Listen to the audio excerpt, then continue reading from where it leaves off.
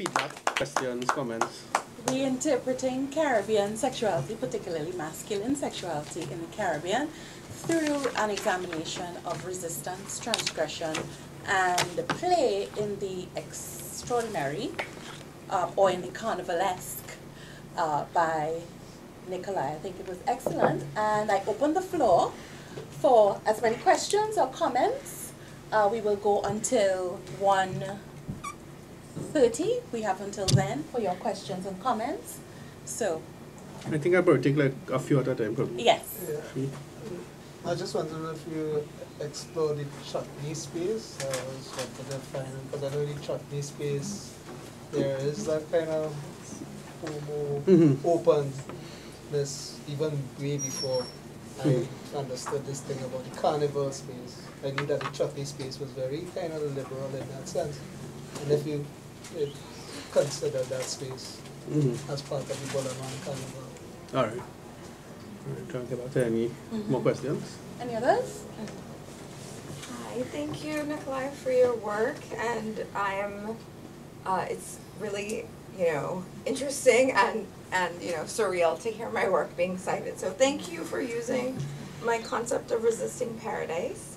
But I have a few questions. So I'm wondering about class in your work, and how are you thinking about class exploitation and relations of power, especially around people who have money to travel and come into a space, and who may be partying, fetting with young men in these spaces who may not have that kind of power and privilege, because so those carnival networks, I'm just wondering what kinds of interactions are happening that someone who has power and privilege coming here from wherever they're coming from, or returning diaspora folks, inviting, young men who may not be of the same class or have the same kind of, what are those dynamics like?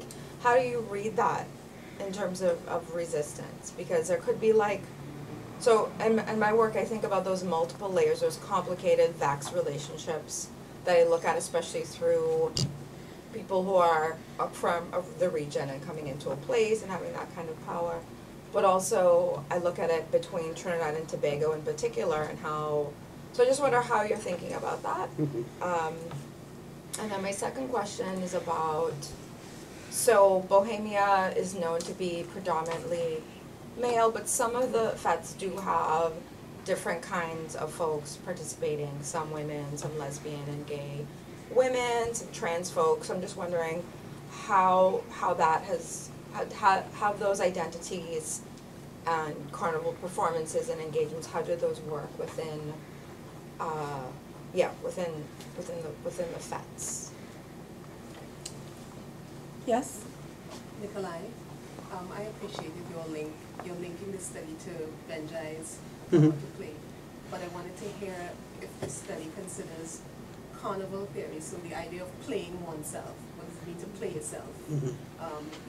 If it extends and considers that, because your theoretical framework looks at queer theory, it looks at colonization and so on, but I wondered if it extended itself to consider carnival theories, ideas of amplification or invocation, going beyond ideas of reversal, which Bakhtin explores. But there are other theorists who think about this role of amplification within the mass.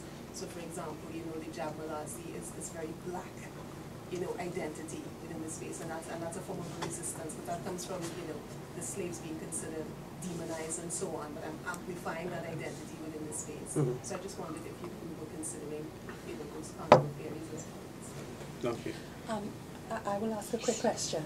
Am I allowed to ask a quick question? Of course. Just two concepts or ideas that you raised that I thought might be complicated. Violence and gay culture, in terms of course, you're critiquing the critique that the Caribbean is a hostile space to gay men especially, but I wondered if, in Trinidad and Tobago context, there is that expression of violence that may be in a sort of a microaggression kind of thing that happens on the road or in a party or whatever it is. I was wondering if you had space to unpackage violence, because I feel sometimes that as much as you're allowed to play yourself, that you may still be able to perceive some of these very subtle policing forces. Mhm. The other thing about gay culture, well, this connects to Angelique's question. I suspect that there would be a number of different cultures depending on intersections. And I'm like, okay, I'm sure that some people might be able to say, I know my culture, she have money, and I don't. You know, that kind of thing. So I was just wondering how you're unpackaging gay culture. Okay, let me tackle these. All right, so to Dean, I didn't look at the chutney space, but I agree that the chutney space and provides this opportunity for that kind of freedom as well. But I wasn't able to look at the chutney space. I have a friend who looks at it, Darryl Bach. He's looking at it in his PhD work, and he deals with it a bit in his work. But I wasn't able to kind of get to that as yet. Because I think the chutney space goes beyond the carnival. Yeah, yeah. Angelique, in terms of the power relations between the outsiders and the insiders, and I guess these dynamics, I look at it a bit in the paper, and I talk a bit about how locals interact with outsiders and how these interactions are often complicated. Because on one hand, you have outsiders who are looking for accommodation. I mean, not all, right? But you have these moments, like for instance in the Adam Fadam chat there, where locals deliberately go on these sites looking for accommodation. But on the other hand, you have, visitors, and then you have men in Trinidad who seek out these opportunities. So I guess there's a very kind of exploitative interaction on both ends at times. But, and then like when you throw sex in the mix as well, right? Sex is often a part of these arrangements. Right. But they, as I said, they move beyond sex. I think about that, even how the spaces that visitors want to go versus the spaces that locals have access to or prefer to go to. So I talk about that a little bit. So I looked at, for instance, so for Carnival, the parties kind of go into each other. So from Fridays, you go Friday night into Saturday morning, you go a breakfast party, then into Saturday night, into Sunday morning, into Bohemia. So, for instance, I went to that all-inclusive fete, and then we left. I went to another fete in Port of Spain, and then you see the difference in crowds, and you kind of see like how the locals who won't go to that kind of all-inclusive, expensive type, you see where they are, and then how they interact with the visitors who now come with a particular look, a particular vibe, and stuff. So I started to kind of tease all these ideas, and it's definitely something I need to look into more as I develop this chapter for the PhD. Right, and then the types of identities that kind of meet in spaces or occupy different spaces. Again, in that fete after the all-inclusive, I looked at like how trans women, men who dress as women, who identify as women, how they on one hand, not necessarily prohibited, but how some of these spaces are policed and become accessible to particular types of people. So for instance, the cheaper parties, you'd find a lot of the trans women going, a lot of the drag queens, the sex workers, they would go to these parties and would not necessarily go to like the all-inclusive type party. They would quicker go to Bohemia, they would quicker go to the cheaper parties. So I also looked at that and started to discuss that dynamic, especially where money is concerned, as well. Marsha is something that I didn't really consider, so it's something I would definitely go back to. I was looking for stuff, but I really didn't find much stuff from what UE has available in the archives and stuff, so it's definitely something I would look at to deepen the analysis, right? So, microaggression. In part of the paper, I discuss how gay men manage microaggression in straight spaces. So for Soca Monarch, for instance, I looked at two of the Guyanese participants who are a couple, and how they would go. They love to go Soca Monarch, and you know the tactics that they would employ in order to ensure safety and to kind of diffuse any potential situations. But as a lot of the participants agreed, alcohol has a lot to do with also kind of pacifying any potential threat, right? So the drunker people get, the looser they get, and the freer the environment becomes. So Jude was saying that they would typically go and party with a group of women, so they have a woman to wine on when they need to wine on them, and when they get a chance, you know. So that's why I kind of think about this concept of calibrated resistance. You have to adjust and tweak the suit. So that is how I see them managing this threat of microaggression. But I mean, there are occasions where heavy policing happens, right? So like, I mean, Wassa, Fet, I don't know if it's still around, but Fet like Wassa and Army and stuff, you would find gays going there and having to perform a different type of masculinity or a different kind of gay masculinity, right? And from research that I've been doing, the toilet in the gay party, I think that's something that I want to do more research on, right? The toilets are a place where gay men, take a little chance and let you know, try to push against these barriers. So while they butch on the outside, performing all that they need to perform to be safe when they go to the toilet is a very vulnerable space for many men. And you know, you might be able to take a peek or it have, so like even one of Keegan talks about, you have man peeing there for half an hour, right? So they so you know, that there's kind of calibrated resistance. I think it helps me to kind of think about these moments, right? So yeah, any other questions? Yes.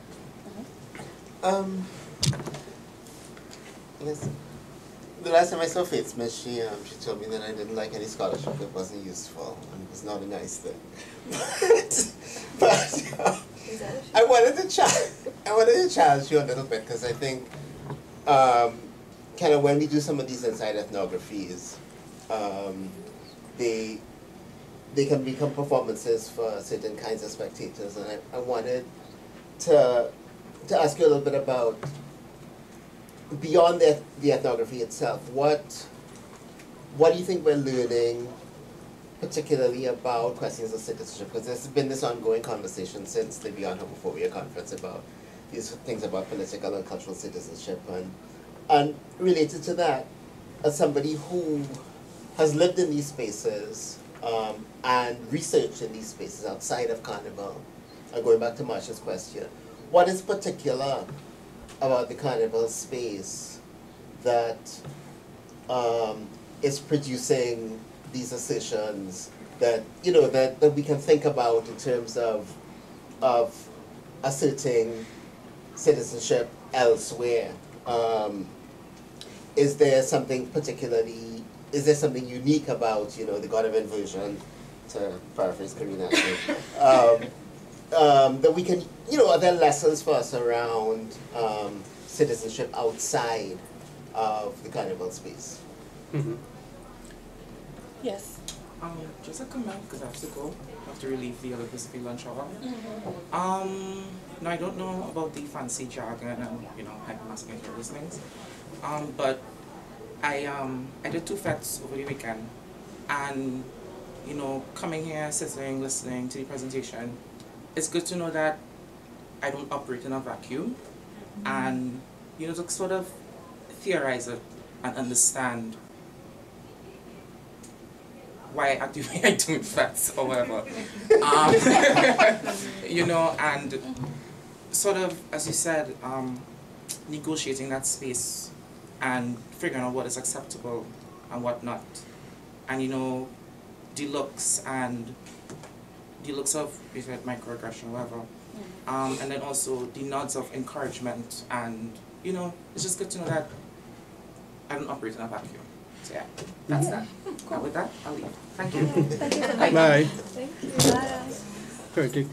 Speaking of space, I think building a little bit on what Colin is talking about, I'm also interested in, I mean, there's a lot of conversations right now about safety and Carnival, and you know, I'm working with through Say Something, the group, to think about safety for Carnival for women in particular, and we're using Calypso Rose's song leave me alone to start conversations about either people feeling safe and feeling defended during carnival time, or conversely not feeling that way, to talk about violence, because women are the center of carnival in many, many ways, and we're trying to kind of push conversations around what does it mean to have an economic center being women, but then police service and National Carnival Commission don't want to talk about gender-based violence and don't want to talk about that, right?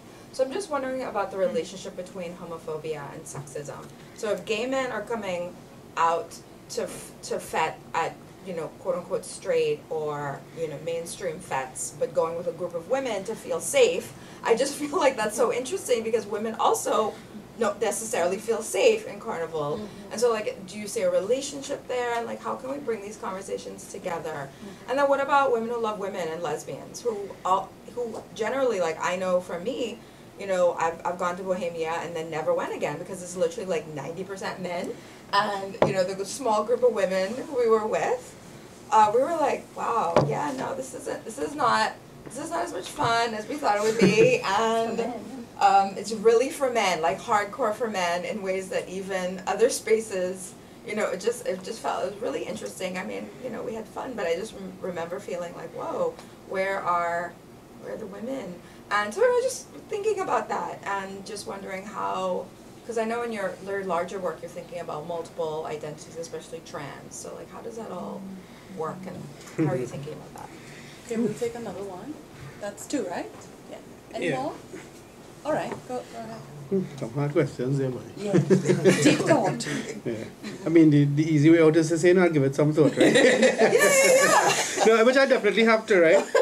But, I mean, I don't know if I'll necessarily answer your question by answering it, Colin, but I kind of was thinking about like what Gavin just had to say, like, you know, trying to understand, it makes him understand now why he acts the way he does in parties and stuff. And in terms of thinking about citizenship, in my larger work I've been, you know, thinking about, so like Jackie Alexander's seminal work about not anybody can be a citizen because of the laws and stuff, right? I've been thinking about how, despite this reality, then as far as I'm concerned, this probably ain't going to change anytime soon in terms of getting you off the books and whatnot, right? So these debates will continue about the criminalization of homosexuality and stuff. But I keep thinking about how moments like these provide or help us to see how citizenship is being actualized despite what was on the books and stuff. And I think in the carnival space we could see, okay, these are how gay men are making space for themselves. And even beyond carnival, like every time I come back home I'm surprised to see how much or how different gay men assert themselves, how differently. So like you walk down Frederick Street on a Friday, or you could actually walk down Charlotte Street or Henry Street before it was Frederick Street, and you know the gay men, you know, like I have a friend Lucy who works at General Hospital in Port of Spain, and when she hooked the bag in the nurse gown and he walk up the road and sashay up the road, you know, he good to go, right? Even another research participant in my wider research, somebody I was talking to talk about the same thing, like he would go and do the hair on a Friday to go and dress up, you know, put in the weave and walk down Henry Street, and he's safe, nobody never bottle him, he might get one or two little words, but I think that we could see slowly how things or progress is being made, how things are changing, the interactions are changing, and that's kind of how I conceive this creation of alternative citizenship within the wider context. And one concern one of the reviewers for this had was like, what, you know, the problem of making Trinidad seem like the space that the gay men have to come to claim the citizenship. What about the other islands? And in the piece I'm not attempting to discredit what is happening in the other islands, right? Because obviously these men would have to also interact with their societies and figure out a way for themselves, and I'm sure that that's happening, right? And I hope, you know, more research could be done. Maybe I could do the research if I get good funding and stuff after PhD and whatnot, and, you know, continue to deal with these issues. Yeah, and safety. No, but isn't, I mean, because you're saying the Trinidadians are able to find space for Sheila Sydney, Gavin, this idea within Trinidad Carnival, but a lot of your subjects are people who came here to Right. find space. But the interesting... Are they finding space in Cropover? They actually, like, for instance, they're finding space in Jamaica. Like, Carla Moore is doing a lot of work on the queer carnival in Jamaica, and how, you know, Jamaican carnival provides the space for gay men to also go and be quote-unquote safe. And I mean, Jamaica Carnival has a different kind of historical context. It's a fairly new festival, and how it's right? a tourist festival, and it's also Very- for upper very middle uptown, upper right? class people. So they've been going to Jamaica. They've been going to, like, for instance, Bohemia. Bohemia now, based on the the founder was telling me, is that a lot of people are carrying this Bohemia concept to their countries, their islands and stuff, and recreating this Bohemian atmosphere very elsewhere. So, I mean, that's something as well I think I want to look into in the future, to think about how this as a model has been, this Bullerman Carnival as a model has been moving outward and inward across and through. Yeah. I suppose Carnival has always been a transgressive space. Yeah. So more transgression is accommodated, as she was talking about the carnivalesque. So in essence, I mean, but I think, sorry, I preempted other questions, coming to questions, right? I think based on spaces and use of spaces and the visitor versus the local, I think what is very interesting is how cultures respond to transgression. I think what would be interesting, well, you don't have time for it now, but how such performance and such transgression in Trinidad and Tobago during that carnival time, as opposed to, let's say, Barbados and Cropover or Jamaica Carnival or wherever, how people respond, whether, you know, overtly or covertly, what happens, because some places will have accommodated, like, let's say, one of those popular bands that the guy said, well he's going to join now because that facilitation has occurred. But in other places, that kind of facilitation, it may have been de facto or de jure, but that facilitation may still be in the making. And I think Colin's question is good, because essentially it could illustrate how people then claim citizenship. Yes? Questions? You didn't answer my question. Safety. Oh, sorry. Right, so I was going to say before Colin got me off. Sorry. Invisible eyes. Sorry. Yes. Like the invisible woman in these kind of women in the whole studies. conversation. Right. Yes. Sorry, so we yeah. apologize, Dr. Nixon. So no, I think I really like that dynamic that you point out there for me, right? Like the men using women to feel safe. Yes. And women needing to also feel safe in these kind of spaces.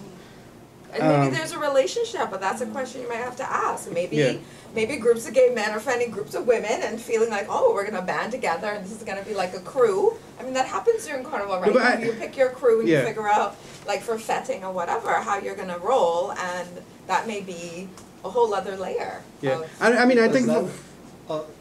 Yes. No, because that happened with the research on the thing with the transgendered men and the prostitutes, when they get in her house, they think that the men, and look at the men, the transgender men, and they're like, why are you looking at us for protection in But- Woodbrook and things? I think, Right. I think men, once they are able to perform this type of masculinity that is required for these spaces in Carnival, you have a woman to wine on, or you have 4 women to wine on, you could pass around and say, boy, I wine on 6 women for the night, that kind of thing. They are able to kind of monopolize on that kind of interaction to be safe. Yeah. I really need to give some more thought about that dynamic between women and stuff. Women's bodies allow for a kind of heteronormative mask. Yeah. yeah, even if the women are same-sex loving, because Yeah.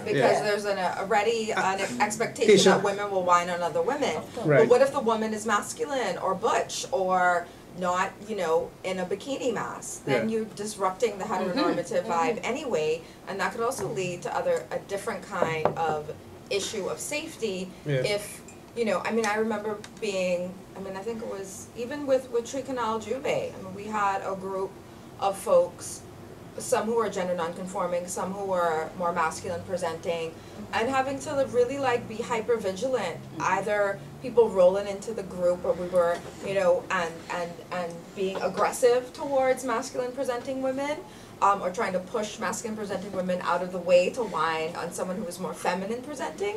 I mean, that stuff happens. And so there's also like interesting subversions around like who is presenting the masculinity, because it's not just about hypermasculinity, because if someone who looks like a woman is performing masculinity in a space, that could be seen as threatening to men who are performing masculinity. So I think you need to think about performance, and I think what Marcia's point around just performance theory and performativity and carnival theory around performance and masking, because who is doing the masking and how well can you mask can often depend on the body and how people perceive your body. And that may also lead people to perform in fuller costume as to, right, to even be in a fuller mask so that they can even hide who they are more in order to perform in specific kinds of ways. I also wanted to share, I mean, you mentioned Juve and the participant feeling safer in that space, and to think about traditional mass as an area that might, you know, might be a more progressive space than, say, the pretty mass space, because you do have cross-dressing and so on taking place. Yeah, I was trying to get at that, you know, like how these contexts of like traditional mass and stuff provides a kind of buffer zone for men to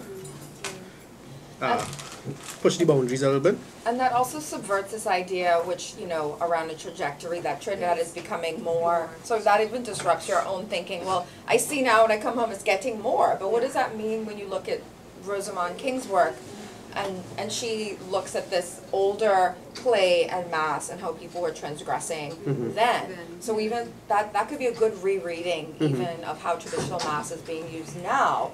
Because I also think even like Tricanal using traditional mass a lot allows for people to perform within a dominant kind of Juve space or carnival space, but within even some of those more, the bands that are revitalizing traditional mass, like Mass Rebellion, and some of the other smaller bands that are reinterpreting traditional mass. The pretty mass space, is also valid though, because I think that it's a more in the face kind of stepping out, and maybe it could be quite revealing. Yes, it's a space of obvious resistance, which I think is also quite valuable, because it goes beyond a lot of the rules and all of the ideas of respectability, as well as of course the Juve space, which is like rich with so much stuff. Sorry, Dee. Well, Mike, I think it's coming up. If I was getting it right, does this thing go something in a kind of finding some kind of nucleus to developing beyond the carnival? Because okay, you're masked on carnival, and what happens to the after carnival? Does it go back into another situation of paranoia where you're masking differently? Yeah. And is it that in carnival we are finding something that could help beyond carnival, or is that where you're going with this? Or I think a chapter post carnival. I think after PhD, this is where I want my research to continue, and these are the kind of questions I will definitely need to interrogate. But I think that it does something. I mean, yes, you may have more hypervigilance, but you would also have people leaving, and they could hear it from people, like stories of people who play mass over the years. People leave with stories about, like, I remember playing mass with my sister a couple of years ago. That was her first time, and the Bajan who was rolling in, that was the fiancé drop on the ground and roll. And they were literally rolling on the ground, and you know, she walked away with this thing of God, the real Bullerman and Carnival boy, and these Bullerman X, Y, and Z. But she also walked away with, you know, like a kind of new understanding of gayness by interacting with some of the men sitting and having lunch and talking and stuff. So I think there's something to be said about what people will walk away with, right? But then there were also Chamfa's Senate comments, if you remember, when Chamfa cajoled during the adoption bill debate, said she played mass for the first time, and she wanted Trinidad and Tobago to know that it had Bullerman. Yeah, but is it also the fact that they don't want to pass the act because we don't harass nobody in Trinidad? I think that's a whole different story, yes, boy. That's something else. That's a big. If we have no more questions, yes, go ahead. I just remembered Mitchell's Dying Swan. Right. The idea of, who's a queen, because you had a male performer dressed as a ballerina but entered as a queen, queen of the band, if I remember correctly. Yes. Right? And so that raised questions about, I think, boundaries. I think it raises this question also about like who's doing it, right? Because Mitchell is known to be Mitchell.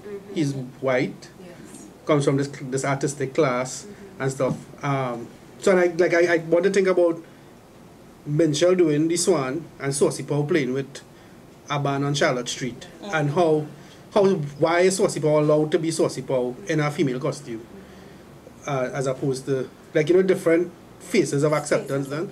Alright, so I mean, so these are issues I'll definitely continue thinking about, and I'm really happy to get a different a perspective from home, because I presented something similar in Toronto with Caribbean people, and just a matter of now merging. I think there's a question. Yes, go ahead. It's not really much of a question, but more of an observation.